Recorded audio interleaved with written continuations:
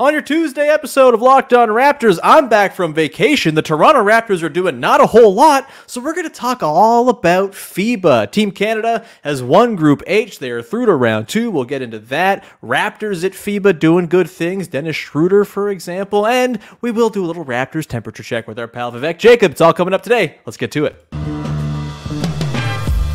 You are Locked On Raptors, your daily Toronto Raptors podcast, part of the Locked On Podcast Network, your team every day.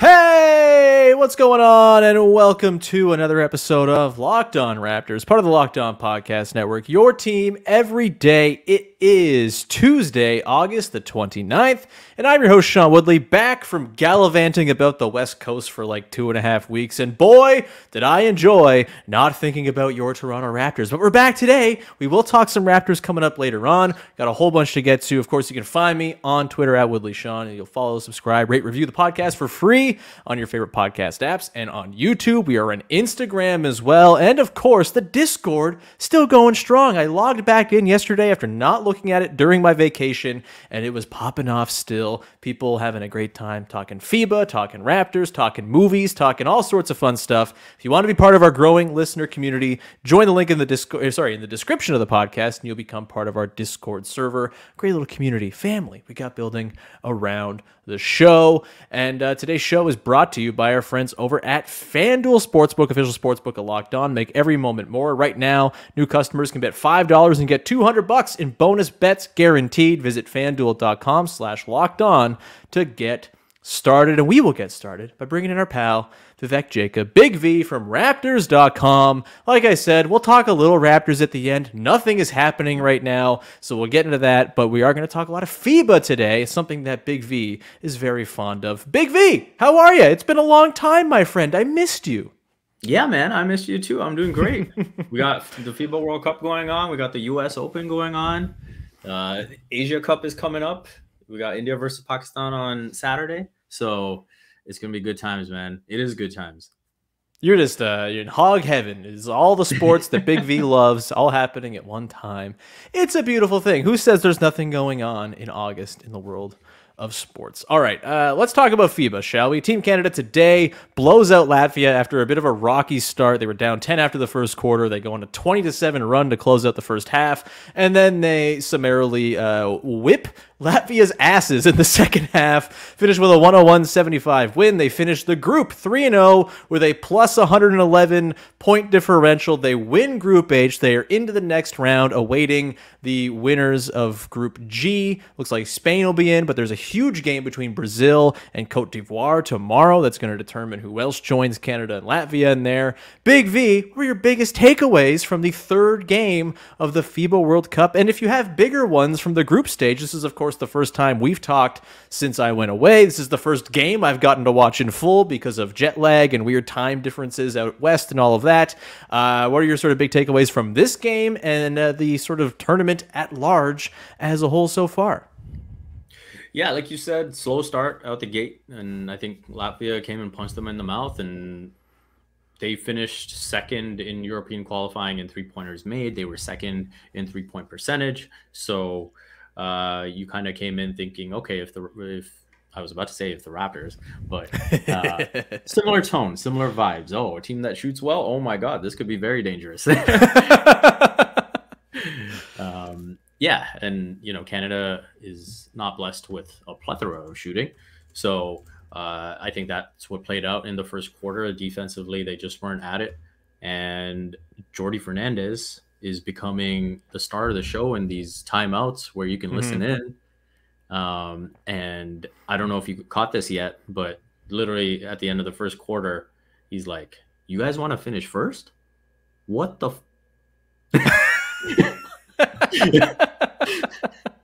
I did catch it. It was great. Love the FIBA look inside the huddles. It's fantastic. Yeah, and so they turn it up from there. Like you said, that 20-7 run to finish the half with the lead, then another 10-2 run after. And oh my God, the Gilgeous-Alexander show once that third quarter started. I mean, this guy getting to just full out cheer for him is the best thing. Pretty awesome, man. It rules. Remember when we were like, "Oh, the Thunder, they're pathetic. They'll just trade Shea to the Raptors, right?" Yeah, that's not happening anytime soon. It's very regrettable. We hate it. No, but yeah, watching him do his thing, like just putting guys on skates, knocking down mid range after mid range, and then FIBA Kelly, Captain Kelly. Oh my God. I might like FIBA Kelly more than I like FIBA Shea. I'd love FIBA Kelly. He's incredible. Yeah, he's amazing. He's the perfect captain for this team. And then Dwight Powell is like this unsung hero. Dylan Brooks is like towing the line of like being irritant and like just fitting into your role to the perfect degree so far. So you love to see that. RJ Barrett is doing his thing. He had a rough one against France, but since then he's bounced back pretty nicely. So you just love the way things are clicking. The bench has been awesome. And so I think things are looking up, man. I came in saying, okay, the first goal has to be just qualify for the Olympics. Don't get ahead of yourselves. Like, we don't need to talk about a gold medal. We don't need to talk about the podium right now. Just qualify for the Olympics. And now you can kind of taste it. If things kind of break the right way over these next few games, they'll be very close. And that's still where my head is at. Get that Olympic spot first. But man, you look at everything that's happening around. This is absolutely one of the best teams in the tournament. Yeah, and France not making it out of the group, pretty big deal, I'd say. Obviously, Canada beat their asses pretty summarily to start the tournament as well with that big second half. And yeah, I mean, you can kind of squint and see the pathway, right? And the Olympic spot, it's complicated by the fact that the Dominican Republic's 3-0. They look awesome. Puerto Rico still has a good shot of qualifying. And Brazil, that game against Cote d'Ivoire, kind of big, not just for who they did the Raptors thing, who Canada will play, but also for the Americas charts, right? If Brazil loses tomorrow to Cote d'Ivoire, who had that big upset win, then you're all of a sudden thinking, okay, there's one less team to worry about, one team that you would traditionally be worried about in the Americas conversation. So, it feels like it's come down to Canada, Dominican Republic for that at this point, the way Dominicans played, which is, do we trust Karl Anthony Towns to do really good in really important games further into the tournament? We will see. Do you have any reservations about this Canada team? We're big Serbia fans. Because they'll likely get in a group with Serbia. Yep. And so, hey, we love Darko. And so we'll be cheering for Serbia for sure.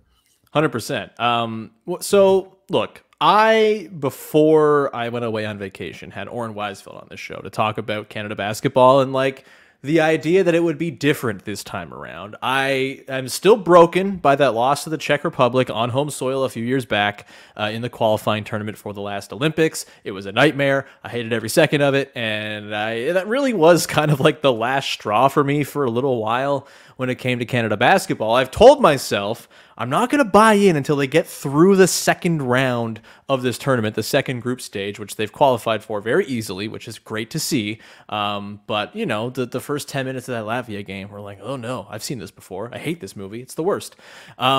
Is there for you anything that is still a bit of a concern for you? Dwight Powell got banged up today. He had foul trouble. Dylan Brooks had 4 fouls. You're probably not going to want that against tougher competition later in the tournament as well. The bench, there's been good contributions from Glimmers-Alexander Walker. The knife, as Jordi Fernandez referred to him as, while also quoting Alanis Morissette lyrics. We love that. Pandering to the Canadian audience.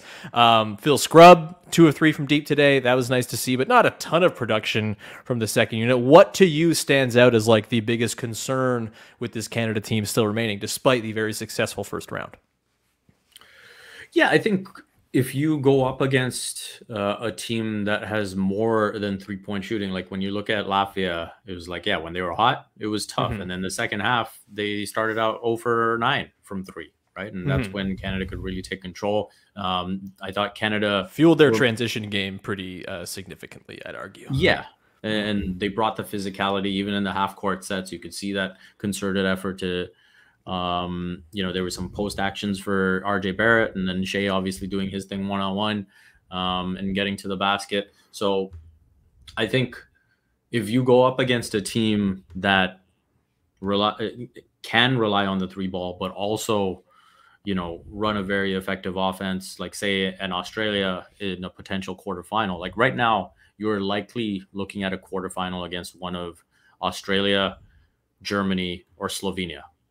Mm-hmm. And so I think when you look at an Australia team, we saw Germany, in those warm-up games, those were very competitive games, very tight games. And obviously we have to see what Franz Wagner's health looks like. Mm-hmm. And if he's going to be playing, that's going to be a huge factor. But if he is, like, those are going to be tough games. Those teams I would put above Latvia, right? And so, again, when the shooting isn't quite there, how does that stack up? And you're going to run into these teams that can sustain these runs for longer, right? And, you might go into the third, late third, early fourth down, and how do you respond then, right? So I think those are the tests that are awaiting this team. But so far, so good. Yeah, and I mean, the nice thing is if you get into one of those situations where you have to respond to a run, your answer can just be, Shea, go do stuff. And he probably will, because he rocks. We're going to come back on the other side and get into some other friends from the Raptors world over at FIBA. In particular, Dennis Schroder. I want to get your thoughts on his wonderful performances so far. Had a 30-point game in his last outing, or a couple outings ago for Germany. Has looked very good despite having a bit of an Achilles thing going into the tournament. We'll get into that and what it means for the Raptors coming up in just a sec. Before we do that, however, got to tell you about our friends over at FanDuel, the #1 sports book in all the land. You got to go check them out because right now they're getting ready for the NFL season with incredible offers from FanDuel, America's #1 sportsbook. Right now, new customers can bet $5 and get $200 in bonus bets guaranteed. Plus, all customers who bet $5 will get $100 off NFL Sunday Ticket from YouTube and YouTube TV. That is like a serious deal. You got to go and check them out. You get that $100 off NFL Sunday Ticket just by betting $5 on FanDuel. If you're a football fan, you're probably not going to find a better deal when it comes to Sunday Ticket than that. Now is the best time to join FanDuel. The app is easy to use and can be on everything. You can bet on everything, that is, from spreads to player props and more. So visit FanDuel.com/lockedon and kick off the NFL season with an offer you won't want to miss. FanDuel, official partner of the NFL. Okay, we continue on here. Vivek Jacob at Raptors.com along. Just a heads up, tomorrow and Thursday, we got a 2-part episode with our pal Jamar Hines, as we're going to dig into his recent piece over at Raptors Republic, or series of pieces, sorting out the best player at every number in Toronto Raptors history. Exactly my kind of stuff. We'll have a good time with Jamar doing that the next couple days. And, maybe we'll get some actual news to dig into Raptors-wise in the coming week or so we can get into it next week. Either way, Big V, let's get back to a sort of Raptors-related thing at the FIBA World Cup, which is Dennis Schroder balling out. About 20 points a game, 6 assists. Looking very good on a Germany team that went 3-0 in the group stage. I think they beat Japan very easily today, or in the process of doing that. They did it.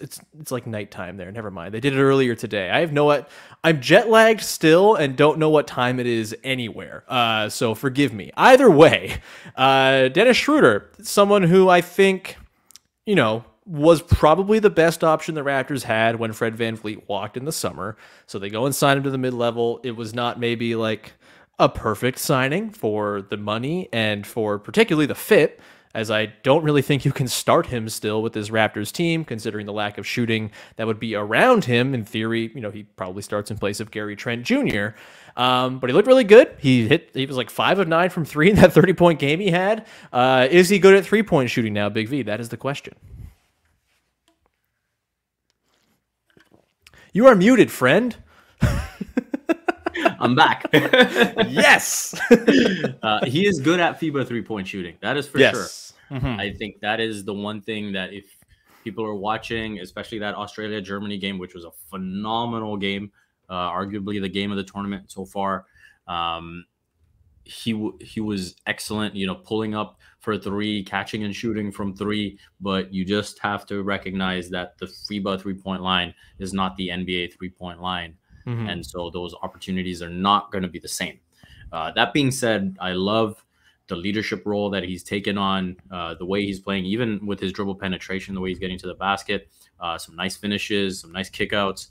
and he is playing an amazing role for Germany. And the way he stepped out, because obviously once that news broke out that Franz Wagner was carrying an injury, it was like, okay, well, what's the response going to look like? And I thought he was excellent, really led Germany well. And so I think there's a lot of positives to take from his performances so far. And I will just say that one caveat is the fact that the FIBA three-point line is not the NBA three-point line. Yeah, look, Dennis Schroder's career has not exactly been dotted with successful three-point shooting seasons, and I don't think that after a fun summer of bombing threes for Germany that's just all of a sudden going to change. I still think the fit concerns and the issues that Dennis Schroder's skill set present to the Raptors are still there. I think those are concerns. What is your, obviously the Raptors are trying to replace Fred VanVleet. You're not replacing his pull-up three-point shooting or his catch-and-shoot three-point shooting, the 9 threes he took per game. Yes, he wasn't excellent bombing them this past year, 34% or so, but still, he took tough shots. He took shots that bent the defense, et cetera, et cetera. We've litigated it a million times. How much of the void that Fred VanVleet leaves behind do you think can actually be filled by Dennis Schroder? Because I've been pretty skeptical about it, and I think obviously his role is still up in the air. Maybe he starts. I don't think he's going to, but we'll see. Obviously, Darko Rajakovic has a relationship with him. We'll see there. It would certainly be all right to have a point guard on the floor to start games, as I have said before. I don't think Scotty Barnes is that just yet, if ever. But where are you at as far as Schroder's capacity to replace what they lost in Fred VanVleet, and the idea that yes, you lost Fred, but Schroder plus Jalen McDaniels plus internal growth can kind of fill in that void and maybe make it so this whole run it back idea for the Raptors, running it back sans Fred, is not actually a disastrous, awful plan? Yeah, for me, I would not look at it as, just trying to replace Fred. I just look at it as a different type of fit. I think this team is going to look pretty different. It's going to be a weird team, man. And so from that standpoint, I think they're just different types of players, and you're looking for different things out of each of them. And you also know that the ceiling is not quite as high, right? Fred VanVleet at his absolute best is a fringe all-star. Yeah. And, Dennis Schroder, you look at more as an above replacement level, right? And I think he's going to have those highs where he plays really well, and he's feeling it from the outside, and he has those nights where maybe he goes 4 of 8 from 3, and it's like, wow, this was a great night for Dennis, but you're not expecting him to shoot 40% on the season from 3, right? So I think from that standpoint the expectations are different. I'm curious to see what his dribble penetration looks like in a Raptors uniform. I'm curious to see what his leadership looks like. I think the signs are very encouraging with Germany. This is a guy that is turning 30 years old. He's obviously been around the league for a while now. So I think it's going to be good to have that type of voice in the locker room. And I think I've also seen enough, you think about his really good moments, whether it's right now with some recency bias from watching Germany, or whether it's his best moments playing for the OKC Thunder in that 3-guard lineup with Chris Paul and Shai Gilgeous-Alexander. If he plays well enough, that confidence he spoke with when he was introduced to the media and was like, yeah, I want to start, and that's the goal. And at the end of the day, I'll do whatever Darko wants me to do. But you can see why he feels that way. And you can see what the case would be for him to start and taking some of that pressure off Scotty and Pascal. Yeah, I mean, we will litigate the who should start thing plenty of times between now and the start of the season. I would assume still got 2 months to wait. Any other former Raptors pals who are turning your head? Obviously, Rondae Hollis-Jefferson, number 2 in the tournament in points per game, behind only Luka Doncic after that 38-point monster game he had, playing, of course, for Jordan. You've got, other pals. Who are the other pals? Yuta Watanabe's kicking around doing stuff. You've got, am I missing somebody? Bruno, that's the other one. Bruno, of course, very heavily featured for Brazil. Very important in the game tomorrow between Brazil and Cote d'Ivoire, of course. Any pals you got sort of turning your head that you're having a good time reminiscing and watching them play FIBA ball? Yeah, Rondae is just like doing his thing. It's crazy. Like he has come out. So I don't know if you've seen any highlights yet, but he has come out wearing the number 24. He's wearing an armband. He's shaved his head. He's literally doing Kobe impersonations out there. Like they were down 4 to New Zealand with 15 seconds left. He dribbles the length of the court and hits a pull-up 3 and gets fouled to tie the game and send it. Sure, man. FIBA's weird, man. And so, like, it's crazy. I'll send you a highlight pack where it's like they're calling him Lefty Kobe. Like, it's insane. And so that's been fun to watch. Utah, like, it's been amazing to watch Japan play at home.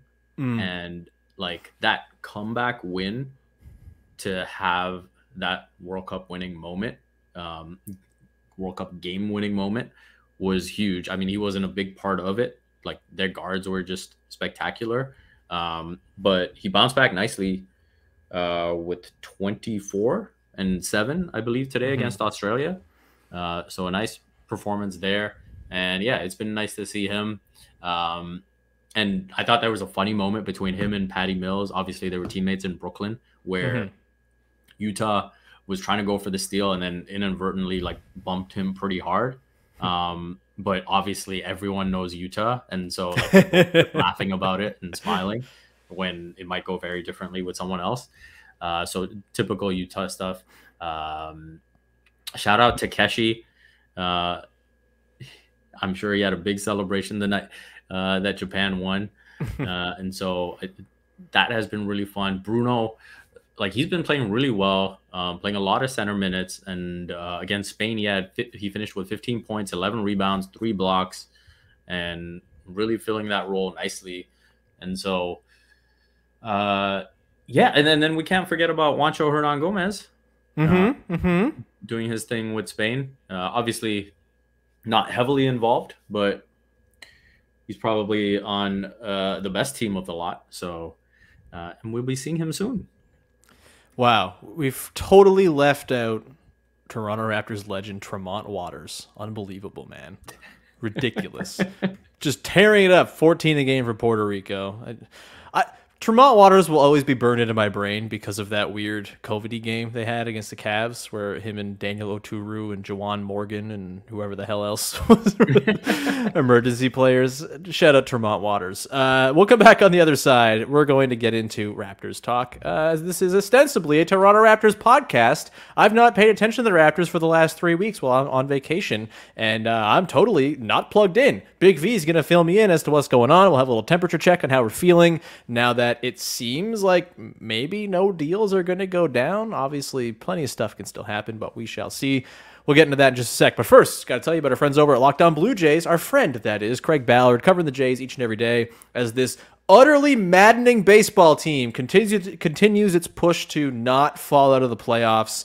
It's not going great. They won last night. That was fine. But boy, oh boy, this team drives me nuts. Bo Bichette on the sidelines now with another injury. Getting that news during recording here. It's all going great. But Craig Ballard is wonderfully documenting this season for you. So go check out Locked On Blue Jays each and every day for your podcast apps and on YouTube. All right, Big V, resisting all the urges to talk about the stupid Blue Jays, who are just driving me nuts. Let's talk about the Raptors, who also kind of drive me nuts, or at least have for chunks of this summer. Not a ton, other than a lawsuit, which we're not going to touch for now, from the last few weeks while I was away. The schedule's out. Don't care about that. We know what the play-in tournament's going to be. That's fine. Teams will play teams in an assigned order. Wow, that's big news. But Big V, where are you at? Let's just do a little check into the pulse, a little temperature check. How you feeling about the state of your Toronto Raptors? The Instagram videos of Scotty Barnes and Pascal Siakam and all the dudes are out. We're getting muscle watch. We're, just kind of spinning our wheels here. Seems like there hasn't been much on the trade front when it comes to Pascal Siakam. Nothing on the extension fronts with Pascal or OG, it seems, although OG's date's not till October anyway. How you feeling, man? It's been a weird summer. It's hard to get super excited about the coming season because it feels like things are still sort of in flux, but maybe they're not. Like, are we just kind of set with the roster they have now? They're just going to go into the year with 3 pending UFAs of great import and figure it out from there? Like, what's your overall sort of feel right now as we inch closer towards September, the month that, of course, contains Media Day and the return of training camp? My overall feel is that it's been great to not think about this team in August. You went away, and buddy, vacation was a delight for this very reason. Holy. I don't feel great about this team, and there's still that logjam at the forward spot. Ideally, I do think that you do need to figure something out between Chris and Precious, and you've got Pascal and OG, and like, what are all those minutes going to look like? You've still got that young on the team. Otto Porter Jr. is maybe or maybe not healthy. You've got Grady Dick in the mix.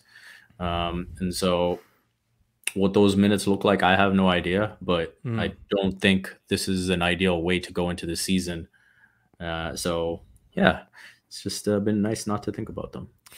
Yeah, I thought maybe I'd come back refreshed and think, oh, you know what? Optimism, let it wash over me. It's not happening, man. I'm excited to watch the Scotty Barnes thing, whatever it is. And everyone should go check out Joe Wolfon's piece today on Scotty Barnes as one of the most interesting and important players in the NBA this year over at The Score. I'll probably get Joe on to talk about that, hopefully next week, actually, because Joe's the best. But it feels still like something's missing, like something's got to happen. There's a domino to fall here, and we're kind of running out of time for that domino to fall and it not kind of bleed in to the start of training camp. And I guess, where are you at on the Pascal trade thing? I still think like it makes a lot of sense for the Raptors right now to not trade Pascal for the sake of trading Pascal. That said, I also think that they should probably just choose 2 of OG, Scotty, and Pascal to go forward with. The Scotty-Pascal duo is the talent play, right? Like, those are the 2 best guys, and if you want to just go pure talent, that's probably the move. If you're going, like, setting up the future and the books and fit, it's probably Scotty OG. We don't need to go through the trade Scotty for Dame thing. I don't think... Is Dame getting traded at all? Like, I don't know. We'll see. And maybe that's, like, the thing holding up a subsequent Raptors move. Obviously, Tyler Hero's been kicked around, but what's your, like... If you're grading it 1 to 10, what do you think is like the likelihood here that we actually see another roster move for the Raptors between now and the start of camp? Like, do we see a Tyler Hero deal where you swoop in as the 3rd team in that Blazers Heat deal, which is maybe never happening? Do you anticipate a Pascal deal kind of falling from the sky here? What's your sort of read on things? 0 to 10, 10 being the hottest the hot stove can be. Where are you at with the Raptors and there's sort of potential for more moves between the now and the season? Because it kind of feels like maybe nothing's going to happen.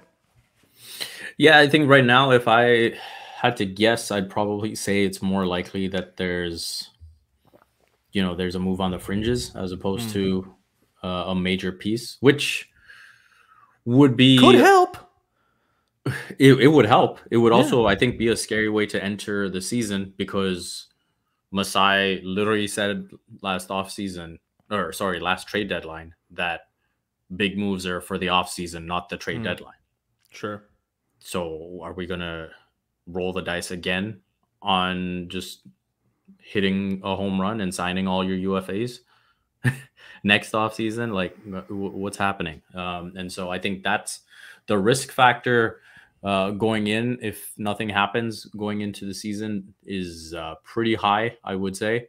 And so I don't know. I don't feel great. Like, this summer has just not been good for this team. And there's no other way to really sell it. No, there's not. Like, they said, hey, we're going to set up this really difficult thing where we got 3 pending UFAs. We're going to keep them all. And then they didn't do it. And like, I'm sorry, you build a quadruple axel into your figure skating program at the Olympics. That's well and good. If you don't land it, then you just don't win the gold medal. And that's kind of what the Raptors did to themselves. They tried to do the quadruple axel and they landed flat on their face as though it were me attempting the quadruple axel. I think... Yeah, I mean, I think just to adjust that analogy, it was like they needed to do that to try and just like land a bronze. Like, yeah. It's look, I'm a little torn on the free agent thing because the track record is still there of them keeping their guys, right? And I don't know how much to sort of change my feeling on their ability to keep their guys based on the Fred departure thing. The Fred departure thing was bad. They should have seen it coming. They should have looked at that Rockets team and said, that 61 million cap space could be a problem if they try to get weird. They got weird, and it was a problem. They didn't foresee that. They didn't plan for that. They just kind of seemed to think Fred was going to stay and that it was going to be easy. I don't know if that means they can't retain OG, Pascal, Gary next summer. And maybe they don't even want to retain Gary, right? Like maybe this one sorts itself out where Gary gets traded at the deadline and they say, you know what, we tried and it just didn't work or whatever. Maybe they extend him, although the reports of an extension that came when he first opted in seem to have borne no fruit whatsoever. Obviously, I think honestly the biggest thing for me is not even having the 3 pending UFAs and keeping them next summer. Because, like, again, they have the track record of doing that. Do you really want to go into another year with that much uncertainty about what the next year is going to look like? We saw the pending UFA thing, whether it was subconscious or very out in the open, it mattered to guys like Fred and you know, the role he had or whatever, right? Like these guys are trying to get paid. They're trying to get the maximum they can get. OG Anunoby in a contract year is going to want more touches. It seems as though that's just been like telegraphed to all the insiders for ages now. And how does that change the shape of your team? Does that make your team more effective? Does it take away from the effectiveness of the team because guys are commandeering the offense? That is almost a bigger concern to me than thinking you can actually double down and succeed this time in keeping your guys. Because, like, I think they have a very good chance of keeping Pascal, for example. You know, but go ahead. I've been talking too long.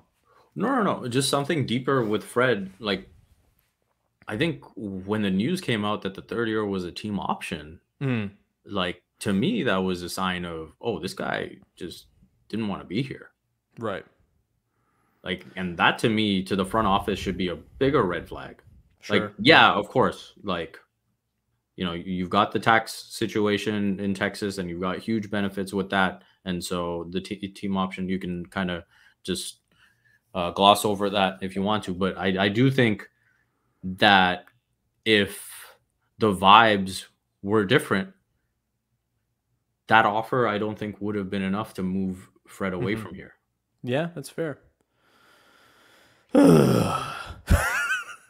We're back from vacation, baby, and we love it. We'll keep on talking about all this stuff, I'm sure, as we progress forward. It was a pretty lukewarm temperature check this time around, unfortunately. But we'll have some fun tomorrow with Jamar. We'll get into that. And again, I'm going to try to get Joe on to talk about Scotty Barnes next week, which should be fun. But in the meantime, Big V, thanks so much for hanging. It was lovely chatting with you. It's been too long, my friend. Do you have anything you want to plug for the good people out there? Yeah, I've been covering the FIBA World Cup for Sportsnet. I've actually been rotating with Oren and doing a couple of days, and then he does a couple of days of recapping the day's events. And I'll be doing Thursday and Friday, so you can look forward to that. And then he'll have Saturday and Sunday, so I can enjoy India and Pakistan in peace. And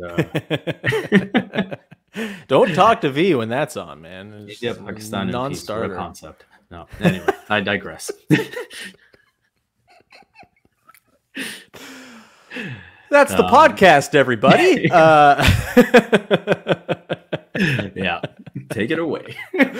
Oh, man. Yeah, everyone go check out Big V's stuff. You can find me, of course, on Twitter at Woodley Sean. You can follow, subscribe to, rate, review the podcast for free wherever you get your podcasts. And on YouTube, it's always appreciated when you go and support there. The link to the Discord is in the description of the podcast. Come hang out. We'd love to see you in there as we have a lovely community building around the show. Sickos just like you talking ball every single day. Come hang out with your people. We'll be back again tomorrow with Jamar, like I said. And then we'll have Jamar twice. That's fun, too. And we will leave it there. We'll talk to you then. Bye-bye.